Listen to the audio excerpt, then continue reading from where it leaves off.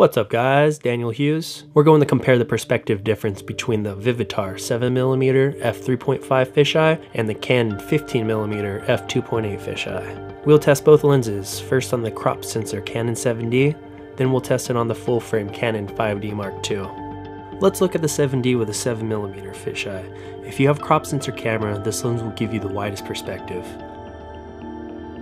Compared to the 7D with a 15mm fisheye, you lose what you're looking for, and that's a true fisheye perspective. The 5D Mark II and the 15mm fisheye will give you almost an identical field of view as the 7D with a 7mm fisheye. Alright, for fun, let's look at the 5D with a 7mm. This lens is not made for a full frame camera, so what you're seeing is a sensor capturing the inside of the barrel of the lens. Let's compare these images closer, first with the 7D and the 15mm fisheye.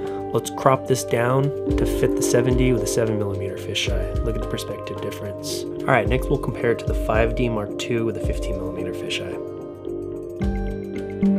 Let's look at the barrel distortion when we tilt the camera from the down position up.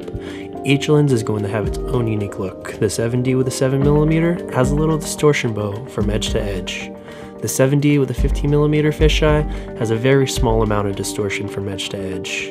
The 5D Mark II with a 15mm fisheye is the only combination that will give you a true fisheye perspective.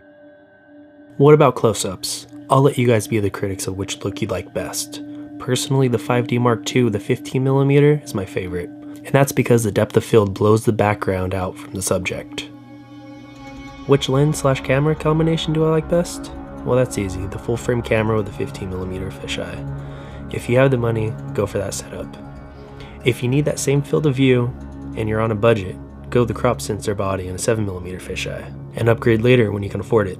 I personally have used this setup for over a year and it gets the job done for the type of work I do. Keep in mind, the image quality of the Vivitar 7mm fisheye is not sharp and lacks color contrast, but for the money it's a great buy. And if you need that field of view, it's a no-brainer. But on the other hand, the Canon 15mm fisheye is tack sharp, the color contrast is better, the build quality is better, and well, you get what you pay for.